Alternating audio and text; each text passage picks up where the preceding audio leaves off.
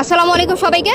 আপনারা দেশবাসী না, শুধু পুরো আন্তর্জাতিকভাবে একটা দাবি হচ্ছে আমাদের এই নোয়াখালী দাবি উঠেছে।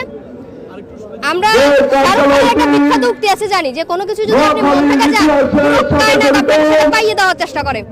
তাই আজকে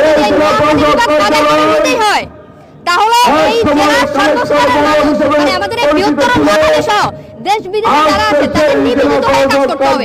তাহলে নোয়াখালী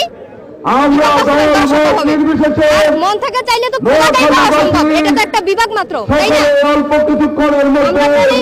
সত্যিকার অর্থে নোয়াখালী পিছিয়ে আছে উন্নয়নের ক্ষেত্রে। বিভাগের অপর প্রশাসনিক বৈচিত্র্যকরণ। আর যদি এটা করতে হয় সেটা আমার দক্ষিণ দিকে নোয়াখালীকে করতে হবে। আজকে একটা ছোট জন্য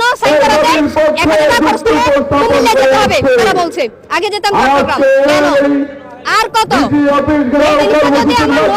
হয় আশেপাশের জেলাগুলো মাঝখানে, লক্ষ্মীপুরের মাঝখানে, তাদের সুবিধা আমাদের সুবিধা।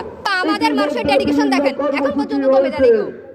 এবার দিতেই হবে, কারণ আমরা এটার দাবিদার, আমরা এটা আমাদের অধিকার, আমরা এটা অর্জন করে নিব। তার জন্য যা যা করতে হয়, ওরা যদি মনে করে কাজ শুরু করে হঠাৎ করে ঘোষণা করে দিবে কোনো একটা জেলাকে বিভাগ, আপনারা বোধহয় ইতিহাস ভুলে গেছেন। আমরা বারবার বলি, আমরা কিন্তু জহির রায়হান, মনির চৌধুরী, রুহুল আমিন, আব্দুল সালাম এদের বংশধর। আমরা কখনো পিছপা হব না। আমরা যেটা বলেছি আমরা সেটা আদায় করে নেব। আপনাদের কাছে আমরা অনুরোধ করছি, আবদার করছি, যত দ্রুত সম্ভব আবদারটা রাখেন। এর বাইরে কোনো কিছু করতে যায় না।